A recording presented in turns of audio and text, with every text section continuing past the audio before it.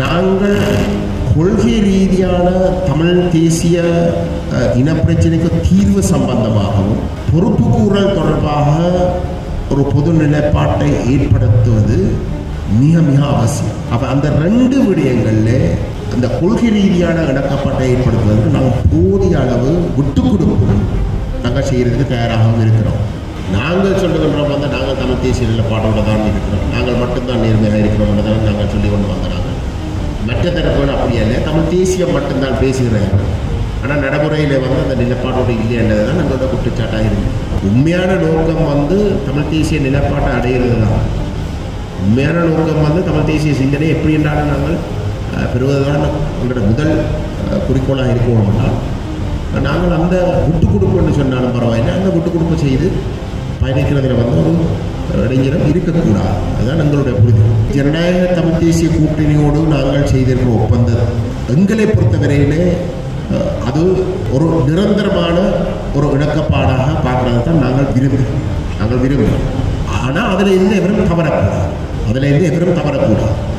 ஒப்பந்தம் ஒன்றை செய்து போட்ட வந்து அந்த ஒப்பந்தத்தை நேர்மையாக பயணிக்காமல் இருக்கிற வேண்டாம் வந்து அது 2010 வந்து நாங்கள் தமிழ் தேசிய கூட்டமைப்பில் இந்த விலகிறதுக்கு அதனால் காரணம். மக்களுக்கு வந்து தேசியவாதம் என்று சொல்லி போட்டு தேசியவாதத்துக்கு நேர்மையாக பயணிக்காமல் போகிறத வந்து நாங்கள் இருக்க முடியாது. எங்களுடைய பேரவையுடைய பங்காளி கட்சிகளோடு எழுத்து மூலமான ஒப்பந்தம் எதுவும் இல்லை. அவர்கள் எங்களோட வந்து சேர வந்து கொள்கை ரீதியான நிபந்தனை இல்லாத ஆதரவுன்னு சொல்லித்தான் வந்தது. அந்தளவு தூரத்துக்கு எங்களுக்கு கொள்கை ரீதியான ஒரு இடைவெளியும் இல்லை. இப்போ தமிழ் தேசிய பேரவையை பொறுத்தவரையிலே நாங்கள் தமிழ் மக்கள் பேரவையுடைய தீர்வு திட்டத்தை தான் எங்களுடைய தீர்வு யோசனைகளாக வந்து நாங்கள் முன்னுக்கு வைக்கிறோம்.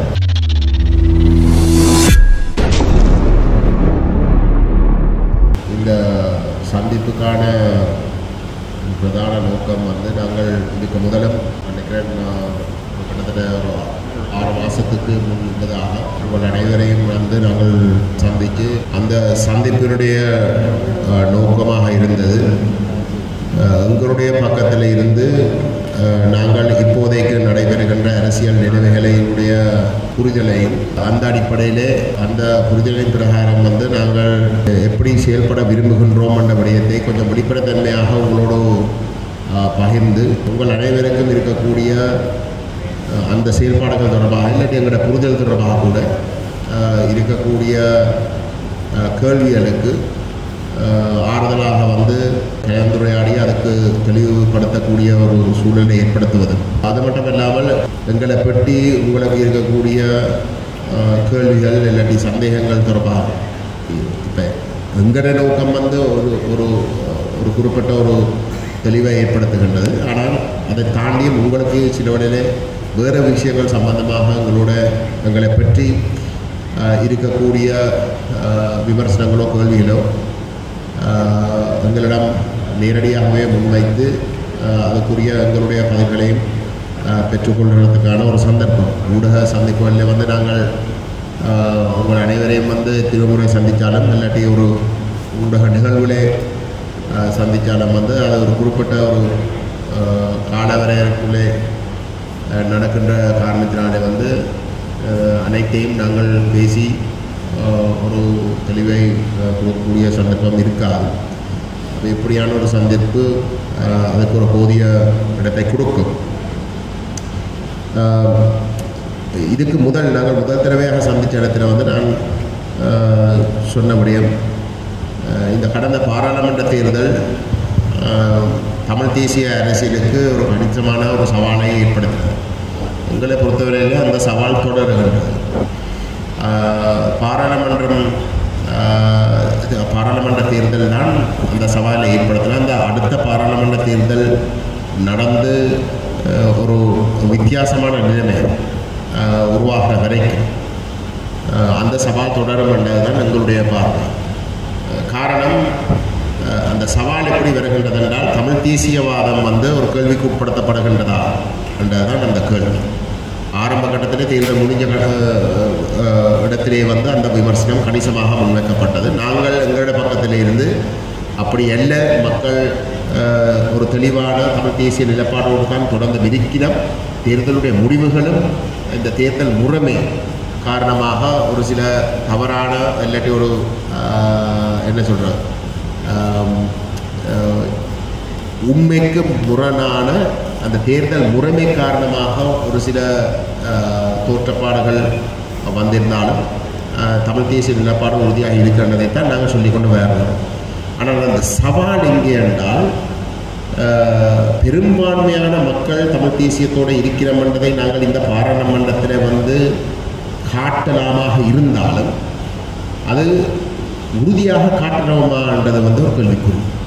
இப்போ உதாரணத்துக்கு 19 தமிழ் பாராளுமன்ற உறுப்பினர்கள் குறைஞ்சது 10 பேர், அர்ச்சனாவை விட்டு பார்த்தால் 10 பாராளுமன்ற உறுப்பினர்கள் தமிழ் தேசியத்தோட வெளிப்படையாகவே தமிழ் தேசிய நிலப்பாடு என்று சொல்லித்தான் பாராளுமன்றத்தில் வென்று.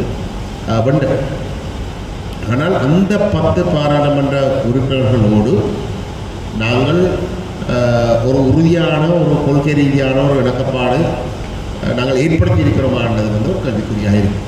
அது தொடர்ந்தும் இருக்கு. அப்போ அது நிவர்த்தி செய்யணுன்றதுக்காகத்தான் நாங்கள் கடந்த பாராளுமன்ற தேர்தல் முடிஞ்ச கையோடையே நாங்கள் தமிழரசு கட்சியோடையும் ஜனநாயக தமிழ் தேசிய கூட்டணியோடையும் நாங்கள் பேச்சுவார்த்தைகளே ஆரம்பித்தோம்.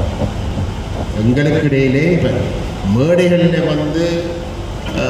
ஒருத்தருக்கு எதிராக நாங்கள் பேசுகின்ற பொழுது நாங்கள் சொல்லுகின்றோம் நாங்கள் தமிழ் தேசிய நிலப்பாட்டோடு தான் இருக்கிறோம், நாங்கள் மட்டும்தான் நேர்மையாக இருக்கிறோம் தான் நாங்கள் சொல்லி கொண்டு நாங்கள் மற்ற தரப்புகள் அப்படி அல்ல, தமிழ் தேசியம் மட்டும்தான் பேசுகிறார்கள். ஆனால் நடைமுறையில் அந்த நிலப்பாடோடு இல்லை என்றது தான் எங்களோட குற்றச்சாட்டாக இருந்தது. மற்றவர்கள் அதே மாதிரி நாங்கள் தமிழ் தேசியத்தோடு நாங்கள் சும்மா பொய்க்கு நாங்களை குற்றச்சாட்டு பொதுவாக ஒரு கருத்துருவாக்கம் தான் நடைபெற்று கொண்டு வருகிறது. அப்படியாக இருந்தால் நாங்கள் எல்லாரும் ஒரு இடத்துல சந்தித்து நாங்கள் ஒரு புது நிலைப்பாட்டுக்கு வந்தே ஆகலாம். வராமல் இருக்கிறதுக்கு எந்த விதமான நியாயம் இருக்க முடியாது. ஒரு புது நிலைப்பாட்டை ஏற்படுத்துகிறதாக இருந்தால் சில வேளையில் ஒரு தனி முயற்சி ஒன்று நடந்து அது ஒரு கட்டத்தில் போய் இருந்திருந்தாலும் எல்லாருமாக சேர்ந்து ஒரு நிலைப்பாட்டை எடுக்கலாமாக இருந்தால் நிச்சயமாக இனமண்ட பார்க்கின்ற பொழுது அது கணிசமான ஒரு பலத்தை கொடுக்கும். அதில் மாற்றுக்கருத்து இருக்க முடியாது.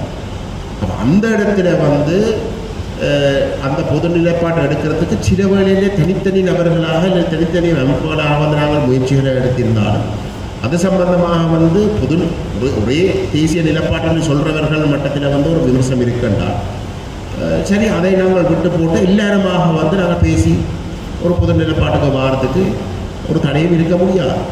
உண்மையான நோக்கம் தமிழ் தேசிய நிலைப்பாட்டை அடையிறது தான். உண்மையான நோக்கம் தமிழ் தேசிய சிந்தனை எப்படி என்றாலும் நாங்கள் பெறுவதுதான் எங்களோட முதல் குறிக்கோளாக இருக்கணும்னா நாங்கள் அந்த விட்டு கொடுப்புன்னு சொன்னாலும் பரவாயில்லை, அந்த விட்டு கொடுப்பு செய்து பயணிக்கிறதுல ஒரு இடைஞ்சலம் இருக்கக்கூடாது. அதுதான் எங்களுடைய புரிதல். அப்போ அந்த அடிப்படையில் தான் நாங்கள் இந்த பேச்சுவார்த்தைகளை ஆரம்பித்த இடத்துல அது ஒரு கட்டத்தில் ஒரு சில குழப்பங்கள் நடைபெற்றது. நினைக்கிறேன் நாங்கள் உங்களோட கதைச்ச மட்டத்தில் தமிழரசு கட்சி தொடர்ந்து உங்களோட பேசுகிறதுக்குரிய நிலைமை தான் இருந்தது. இதுக்கு கடைசியாக நாங்கள் உங்களோட சந்திக்க நாங்கள் தமிழரசு கட்சியுடைய பாராளுமன்ற குழுத்தலைவர் அவர்களோட தான் நாங்கள் பேசிக்கொண்டிருக்கிறார்கள். கட்சியல் என்ற வகையில் பேசுகிறதுக்குரிய ஒரு சந்தர்ப்பத்தை ஏற்படுத்த சொல்லி நாங்கள் ஜனவரி 25ஆம் தேதியை தான் நாங்கள் தீர்மானித்து வச்சிருந்தோம். ஆனால் அதுக்கு இடையிலே தமிழரசு கட்சியில் ஒரு புதிய தலைவர் செயலாளர் பதவிகள் நிரப்பப்பட்டன. அந்த பதவிகள் நிரப்பப்பட்டதுக்கு பிறகு எங்களுக்கு ஒரு வேண்டுகோள் புதிய தலைவரால் ஏற்படுத்தப்பட்டது. இப்படி தலைவர் செயலாளர் இருக்க வெறுமனை பாராளுமன்ற குழு தலைவர்களோடு இந்த விஷயங்கள் கையாளப்பட பொருத்தமில்லை. ஆகவே நாங்கள் தமிழரசு கட்சியுடைய தலைவருக்கும் செயலாளருக்கும் நாங்கள் எங்களுடைய எண்ணங்களை வெளிப்படையாக கூறி நாங்கள் இந்த பேச்சுவார்த்தையை தொடர்றதுக்குரிய சந்தர்ப்பத்தை கேட்டிருக்கோம். அப்போ அந்த இடத்துல அந்த செயலாளர் பதவியிலேயும் ஒரு மாற்றம் நடைபெற்று இப்போ இந்த ஒரு கட்டத்தில் தமிழரசு கட்சி அந்த பேச்சுவார்த்தையிலிருந்து விலகிக்கொள்ளும். இப்போதைக்கு இந்த பேச்சுவார்த்தை தேவையில்லை என்று சொல்லி விலகிக்கொள்ளுகின்றது. ஆனால் ஜனநாயக தமிழ் தேசிய கூட்டணி அப்படி விலகிக்கொள்ளவில்லை. தமிழரசு கட்சி விலகி கொண்டதால் நாங்கள் அடுத்த கட்ட பேச்சுவார்த்தை நடத்துறதுக்கு முன்ன, அதாவது ஜனநாயக தமிழ் தேசிய கூட்டணியோடு இணைந்து நாங்கள் அடுத்த கட்டமாக வந்து இந்த ஏற்கனவே நாங்கள் ஆரம்பித்த அந்த முயற்சிகளை கொண்டு போவதற்கு சந்தர்ப்பம் ஒன்றை ஏற்படுத்துவதற்கு முன்னம் உள்ளூராட்சி சபை தேர்தல்கள் அறிவிக்கப்பட்டிருந்த நிலையிலே நாங்கள் அந்த தேர்தலை முகம் கொடுக்க வேண்டிய ஒரு இடத்துக்கு தள்ளப்பட்டோம்.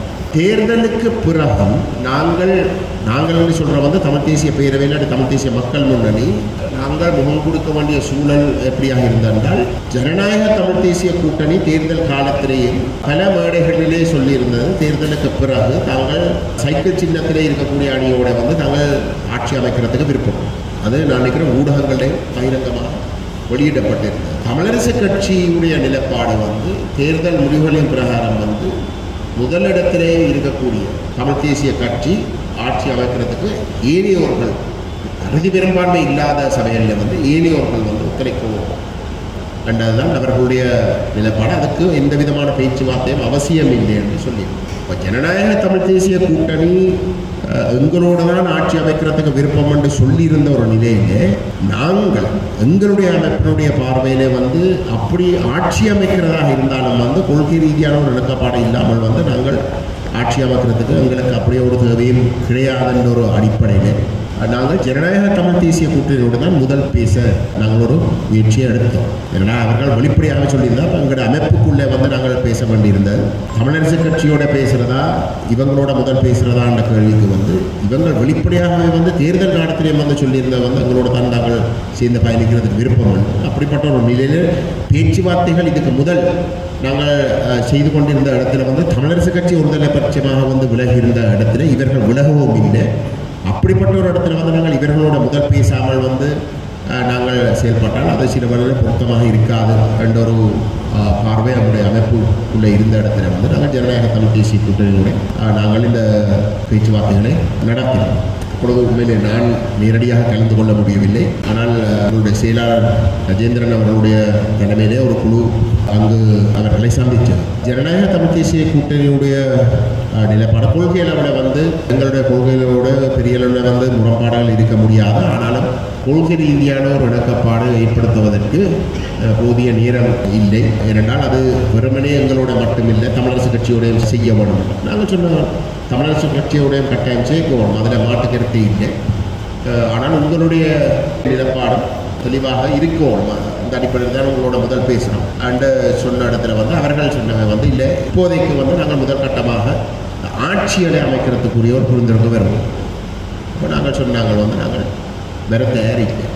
எங்களை பொறுத்தவரையில் வந்து நாங்கள் கொள்கை ரீதியான ஒரு இணக்கப்பாடு இல்லாமல் வந்து நாங்கள் அதை தாண்டி நாங்கள் வேறு எதையும் நாங்கள் பேசுகிறதுக்கு தயாரில்லை என்று சொல்லி உண்மையிலே அந்த முதல் சந்திப்பு அதோட முடிஞ்சு கொடுத்தோம். அப்பொழுது தமிழரசு கட்சியோடையும் ஒரு விதமான பேச்சுவார்த்தையும் நடக்கவில்லை. தமிழரசு கட்சி தொடர்ந்தும் சொல்லி கொண்டிருந்த வந்து நாங்கள் பேசுகிறதுக்கு எந்த விதமான தேவையும் இல்லை, இதில் முன்னுக்கு இருக்கிற கட்சிக்கு வந்து மெட்டவே எல்லாரும் வந்து ஆதரவு கொடுக்கணும் மட்டும்தான் தேவையாக இருக்கும் என்றதான் அவர்களுடைய நிலைப்பாடாக இருந்தது. அப்போ அந்த இடத்துல வந்து ஜனநாயக தமிழ் தேசிய கூட்டணியினுடைய முடிவுகளோடு நாங்களும் இணங்க முடியாத ஒரு நிலையிலே நாங்கள் உங்களுக்கு ஞாபகம் நாங்கள் ஒரு பத்திரிகையாளர் சந்திப்பை வைத்து நாங்கள் ஒருதலை பட்சமாக எங்களுடைய நிலைப்பாடை அறிவிக்கிறோம்.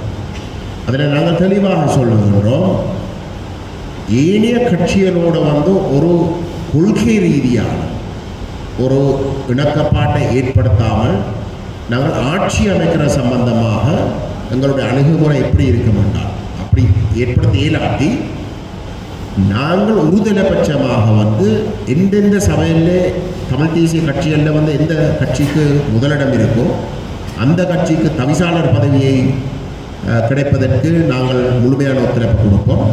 எந்த கட்சி 2ஆம் இடத்தில் இருக்கோ அந்த கட்சி உபதவிசாளர் பதவியை பெறுவதற்கு நாங்கள் ஒத்துழைப்பை வழங்குவோம். அதைத்தான் நாங்கள் தெளிவாக சொல்லியிருந்தோம். அது எங்களோட ஒருதலை பட்ச நிலைப்பாடு. அதை பற்றி வந்து வேறு எவரோடையும் வந்து பேசவும் தேவையில்லை. உண்மையிலே பேசுகிறதாக இருந்தால் வந்து கொள்கை ரீதியான ஒரு இணக்கப்பாட்டை ஏற்படுத்தி நாங்கள் ஒரு அணியாக எதிர்காலத்தில் வந்து பயணிக்கிறதுக்கு மட்டும்தான் நாங்கள் பேச தயாரே தவிர சபைகளை கைப்பற்றத்துக்காக வந்து நாங்கள் அப்படிப்பட்ட ஒரு பேச்சுவார்த்தை நடத்த தயார். நாங்கள் ஒரு அணியாக வார இடத்துல வந்து சபையில் உருவாக்குறதுக்கு எப்படி அதை கையாளுறதுக்கு அதை முழு மெட்ட எல்லாத்தையும் பற்றியும் வந்து நாங்கள் அதுக்கு பிறகு வேணும்னா பேசலாம்ன்றது தான் எங்களுடைய நிலப்பாடாக இருந்தது. இப்போ இந்த நிலையிலே தமிழரசு கட்சி கிட்டத்தட்ட ஒரு கிழமை தாண்டினதுக்கு பிறகு தமிழரசு கட்சி எங்களோட பேசுவதற்கு அழைப்பு கேட்டிருந்தார்.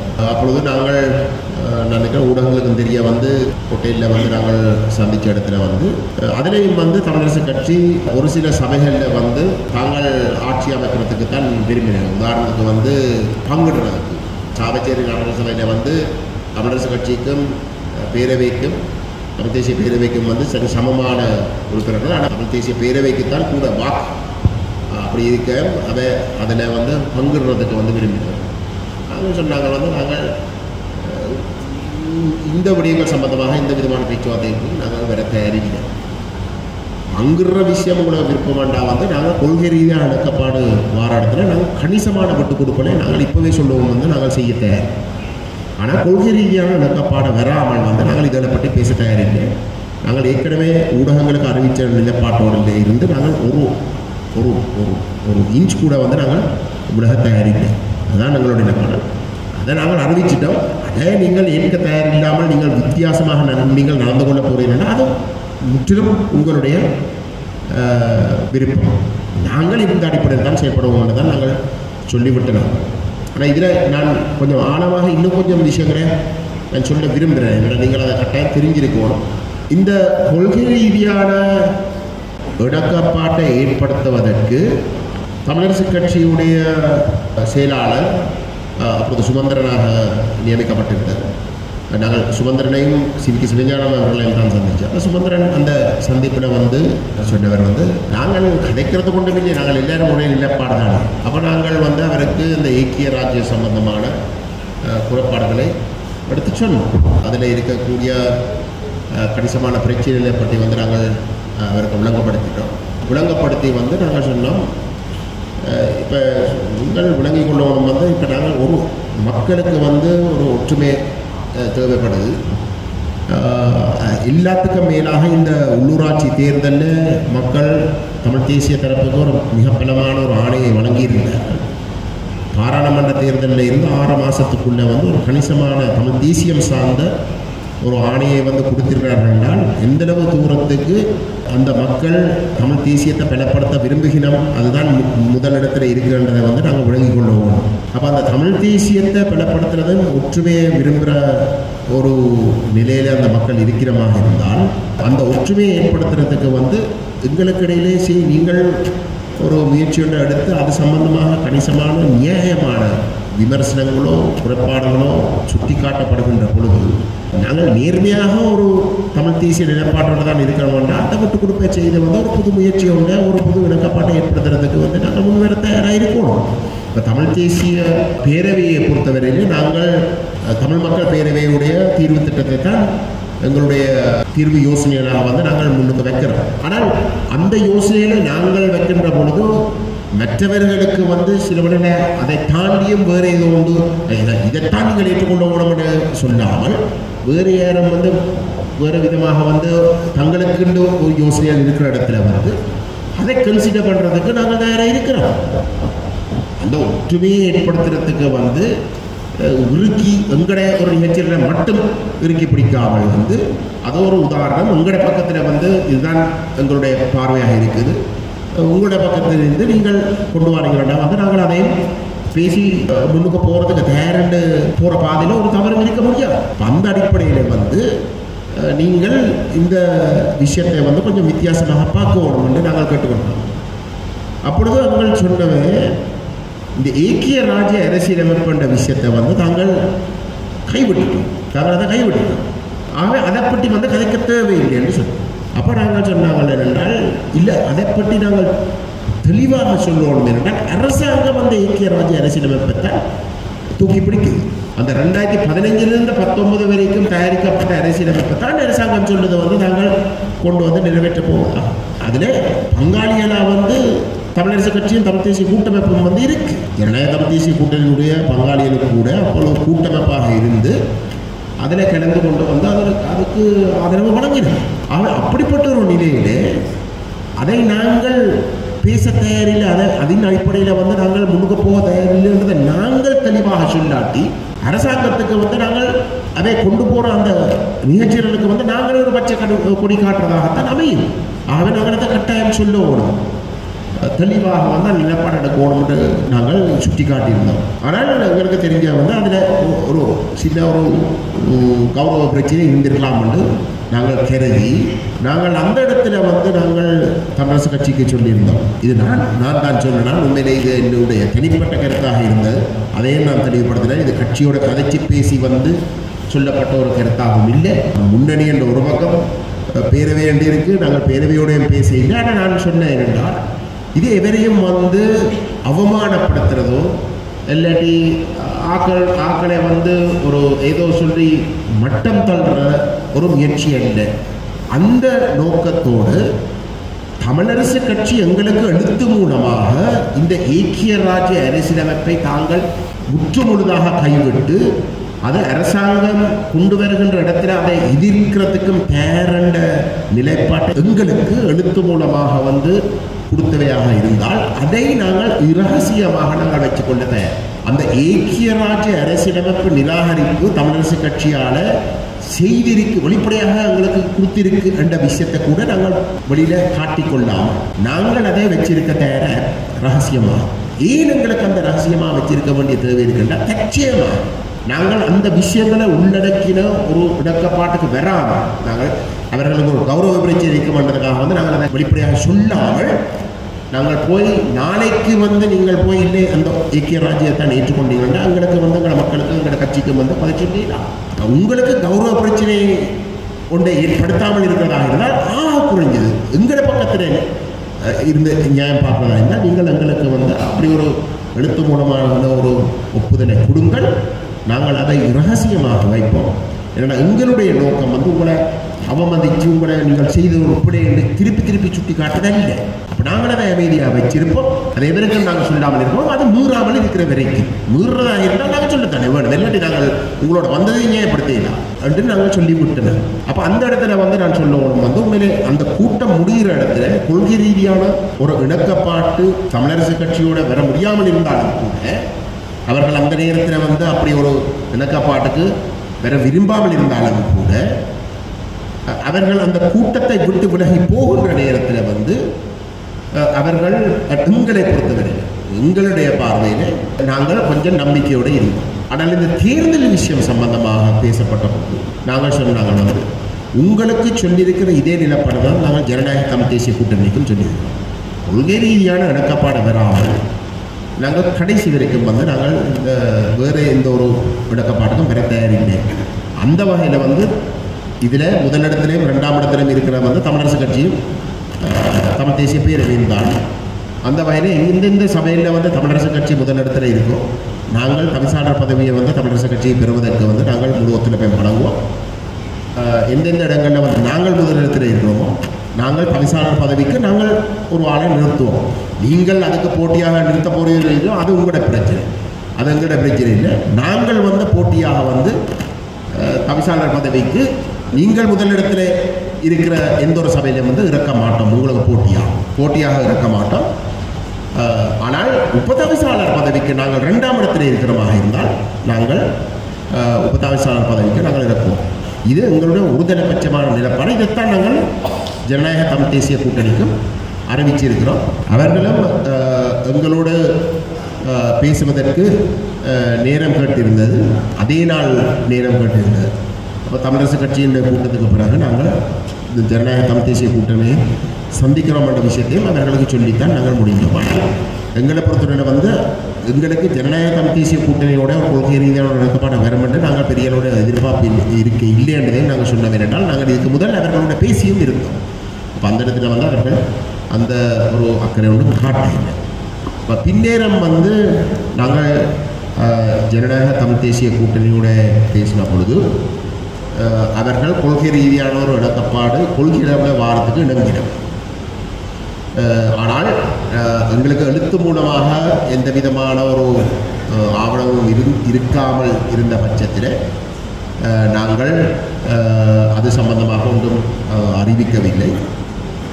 ஆனால் அடுத்த நாள் திரு சுரேஷ் பிரேமச்சந்திரன் ஜனநாயக தமிழ் தேசிய கூட்டணி சார்பாக எங்களுக்கு எழுத்து மூலமான ஒரு சுருக்கமான ஒரு ஒப்பந்தத்துக்குரிய ஒரு வடிவத்தை அனுப்பியிருந்தார்.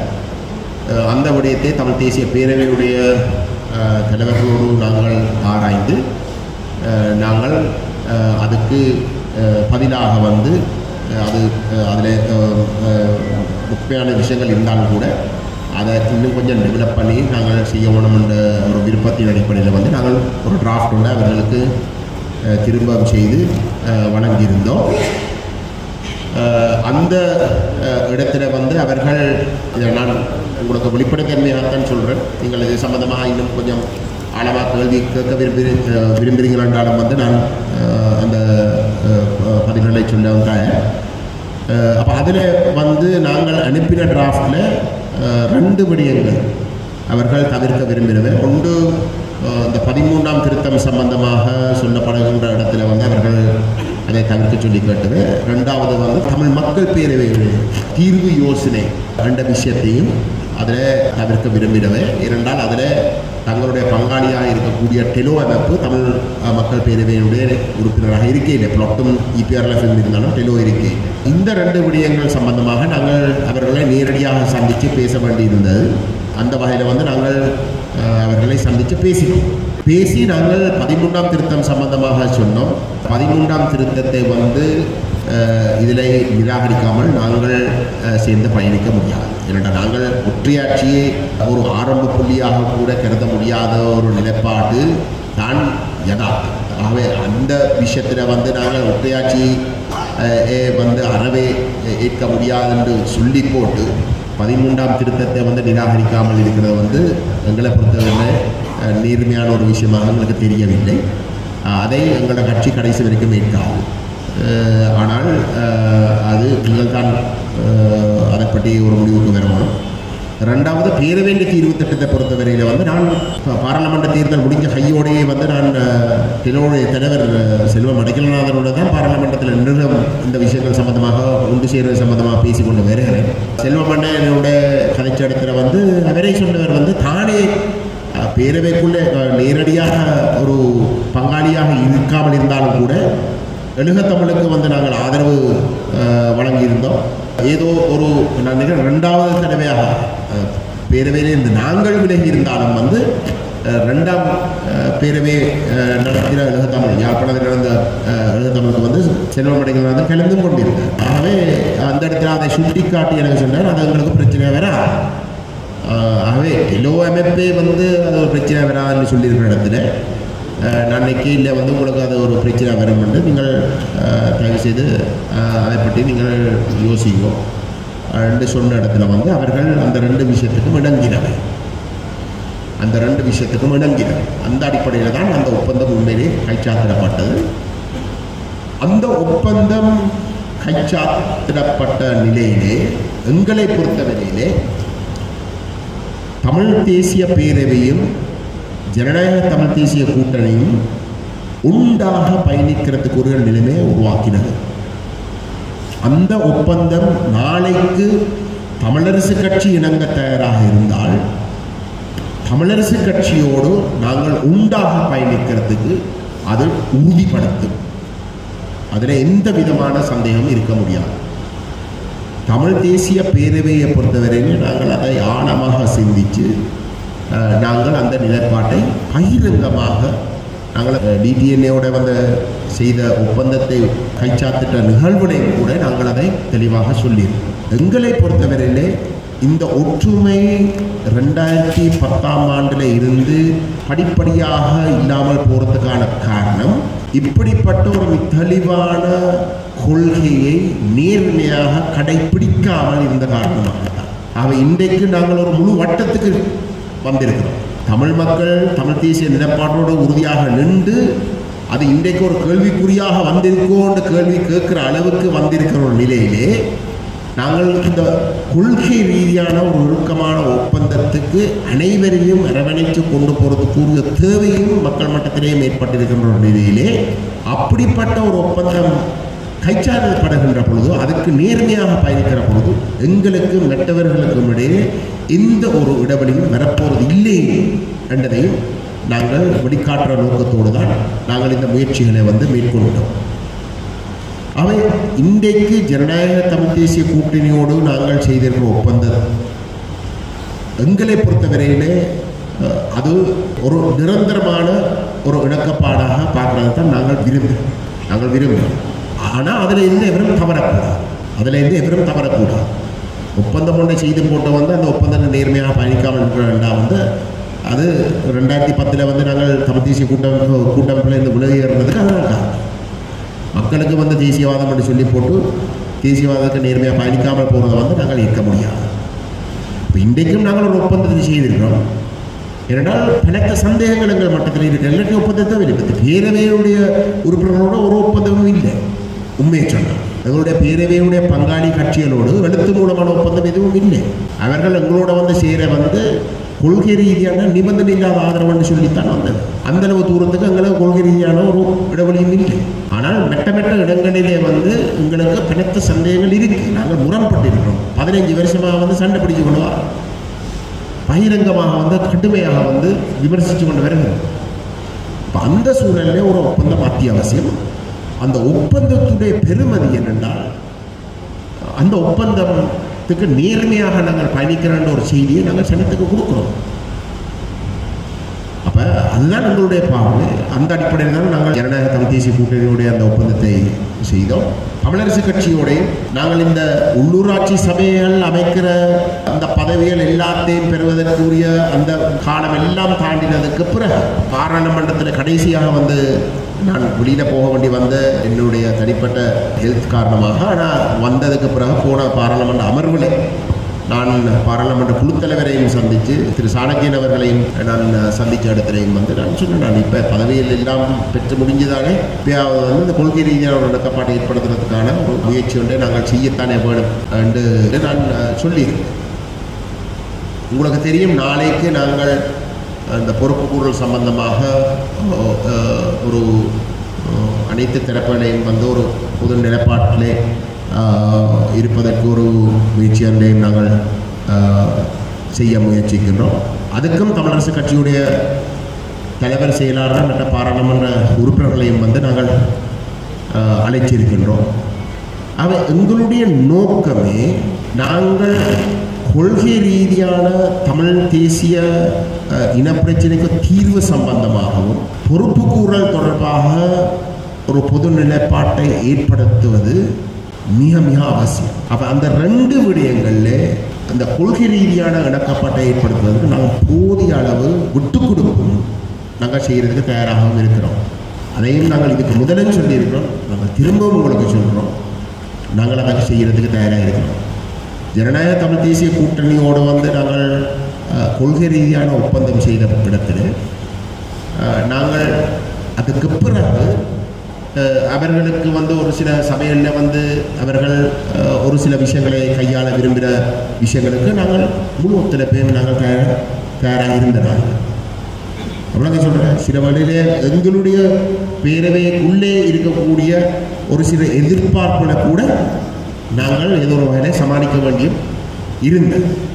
ஆனால் நாங்கள் அதை செய்வோம். ஏன்னா நாங்கள் அதை வெளிப்படையாக சொல்லியிருந்தோம். எங்களோட உறுப்பினர்கள் முழு பேருக்கும் அது தெரியும்.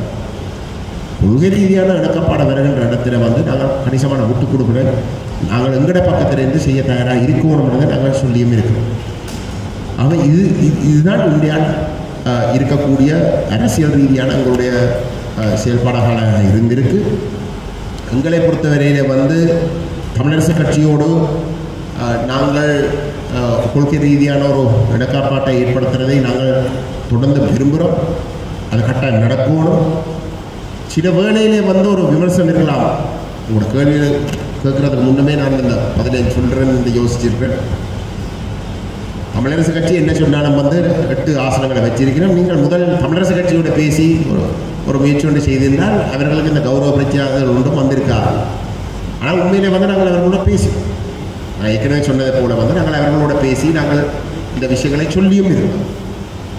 இதில் எங்களுடைய பார்வையில் தற்சயமாக தமிழரசு கட்சி வர தயாரில்லாட்டி ஏதோ ஒரு காரணத்துக்காக தமிழரசு கட்சியை ஏதோ ஒரு வகையிலே ஒரு வருவதற்கான ஒரு சூழலை ஏற்படுத்த பார்க்கும், கொஞ்சம் ஒரு அழுத்தத்தையுமே ஏற்படுத்த பார்க்கும். அப்போ அந்த அழுத்தம் என்னை பொறுத்தவரையிலே 2 விதமாகத்தான் ஏற்படுத்தலாம். அவன் வேற தயார் இல்லையென்றால், வேற தயாரென்றால் ஒரு பிரச்சனையும் வராது. தற்சயமாக அவன் வேற தயார் இல்லை என்றால் அவர்களுக்கு கொஞ்சம் அழுத்தம் ஏற்படுத்துறா 2 விதத்தில் தான் அதை செய்யலாம். ஒன்று, தமிழ் அரசியல் அரங்கிலே இருக்கக்கூடிய மற்ற அனைத்து தரப்புகளும் ஒன்று சேரும். ஒரு கொள்கையில ஒரு நிலைப்பாட்டுக்கு வாதம். அந்த நிலைப்பாடு தமிழ் தேசிய நிலைப்பாடு, எவரும் கேள்வி கேட்க முடியாத ஒரு நிலைப்பாடு. அந்த நிலைப்பாட்டுக்கு தமிழரசு கட்சியை தாண்டி மற்ற எல்லாரும் வருது. அப்படிப்பட்ட ஒரு நிலைமை உருவாகிற இடத்துல கணிசமான ஒரு கருத்துருவாக்கம் உருவாகும்.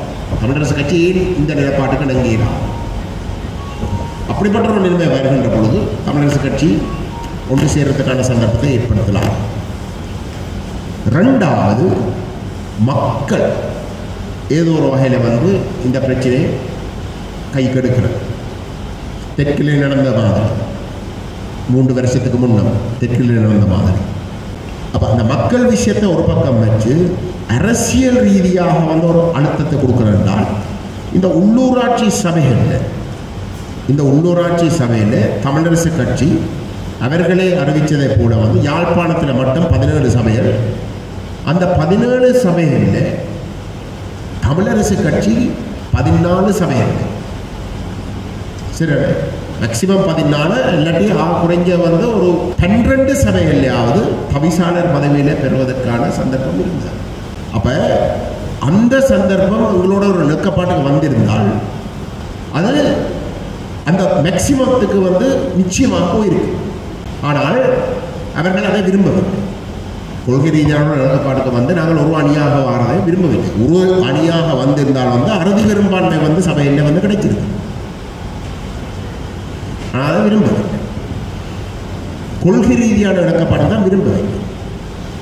அப்படியாக இருந்தால் நாங்கள் என்ன செய்கிறோம்? ஜனநாயக தமிழ் தேசிய கூட்டணி இடங்கிற இடத்துல கிட்டத்தட்ட 14 சபையில் தமிழரசு கட்சி முதலிடத்தில் இருக்கிற நிலையிலே மாற்றம் வரும். நாங்கள் ஜனநாயக தமிழ் தேசிய கூட்டணியோடு சேர்ற இடத்துல கிட்டத்தட்ட 10 சபையில் பேரவைக்கும் கூட்டணிக்கும் இடையிலே கிடைச்ச அந்த ஆசனங்களை சேர்த்து பார்க்கின்ற பொழுது நாங்கள் முன்னிலைக்கு 10 சபையில் வருவோம். அப்போ அந்த இடத்துல தமிழரசு கட்சி அவை விரும்புகிற அந்த 14 சபையில் கைப்பற்றுவதாக இருந்தால், அவை எதிர்பார்க்குற அந்த 14 சபையில் கைப்பற்றுவதாக இருந்தால் அவைக்கு இருக்கக்கூடிய உண்மையிலே தமிழ் தேசிய நிலைப்பாட்டோடு உறுதியாக இருக்கலாமாக இருந்தால் அவைக்கு இருக்கக்கூடிய ஒரே ஒரு வழி எங்களோட புரிந்திருக்கமானது. கொள்கையோடு நீங்கள் சொல்கிறீர்கள், நீங்கள் கொள்கையோடு இருக்கிறீர்கள். இங்கே ஏற்கனவே ஒரு ஒப்பந்தம் கைச்சாத்திரப்பட்டிருக்கு. அந்த ஒப்பந்தத்தில் இருக்கக்கூடிய விஷயங்களை பார்த்து அதில் கொஞ்சம் திருத்தங்களை செய்வோம். நாங்கள் எல்லாருமாக ஒரு நிலைப்பாட்டுக்கு வரலாம். வார இடத்துல தமிழரசு கட்சிக்கு நிச்சயமாக அந்த சபையில் அறுதி பெரும்பான்மை கிடைக்கிறதுக்கு முடியும், அந்த ஆட்சியை பிடிக்க வச்சிருக்கிறதுக்கு முடியும், முழு சந்தர்ப்பமும் உறுதிப்படுத்தப்படும். அதைத்தான் நாங்கள் எதிர்பார்ப்போம். ஆனால் துரதிர்ஷ்டவசமாக அது அப்படி நடக்கவில்லை. நாங்கள் கடைசி வரைக்கும் எதிர்பார்க்கவில்லை. தமிழரசு கட்சி போய் வேறு தமிழ் தேசியத்தோடு இல்லாத பிறப்போலோடு ஒரு இணக்கப்பாட்டுக்கு வரும். அப்போ அப்படி வரப்போகிற ஒரு சந்தர்ப்பம் உருவாக நாங்கள் அடுத்த நாளை நாங்கள் ஊடகங்களை சந்தித்து நாங்கள் பகிரங்கமாக அவர்களுக்கு சொல்லுவோம். நான் பாராளுமன்றத்தில் பாராளுமன்ற உறுப்பினர்களிடம் நான் சொல்லியிருந்தேன். திரு சுமந்திரன் அவர்களுக்கு மிக நெருங்கின உறுப்பினர்களாக கருதப்படுகிறவர்களுக்கும் நான் சொல்லியிருந்தேன். தயவு செய்து தமிழரசு இபிடியோட இணக்கப்பாட்டுக்கு போகாமல் நீங்கள் எங்களோட ஒரு இணக்கப்பாட்டுக்கு வேறு, கொள்கை ரீதியான ஒரு இணக்கப்பாட்டுக்கு வேறு. உங்களுக்கு தேவைப்படுகின்ற சபைகள் மட்டுமல்ல, நீங்கள் உரிமையோடு கேட்க முடியாத சபைகளை கூட வேண்டுமென்றால் நாங்கள் விட்டு கொடுப்பதை செய்ய தேவை. அந்த விஷயத்தை நாங்கள் சொல்லியிருந்தோம். ஆனால் அது அப்படி நடக்கவில்லை. அப்போ இதுதான் எங்களுடைய நோக்கமாக இருந்தது. சரி, ஒவ்வொரு கட்டத்திலையும் எங்களை பொறுத்தவரையில் இந்த கொள்கை என்ற விஷயத்தை முன்னிலைப்படுத்தித்தான் நாங்கள் பயணிக்கலாம். அது மட்டும்தான் ஒரு நிரந்தரமான ஒரு என்ன சொல்கிறோம், ஒரு ஒரு பலமான ஒரு தேசியம் சார்ந்த ஒரு அணியை உறுதிப்படுத்தும், பலப்படுத்தும். பட் அதை எங்களை இறுக்கி பிடிச்சு வச்சிருக்கு. அதுதான் எங்களுக்கு இருக்கக்கூடிய பார்வை. அந்த அடிப்படையில் செயல்படுறோம்.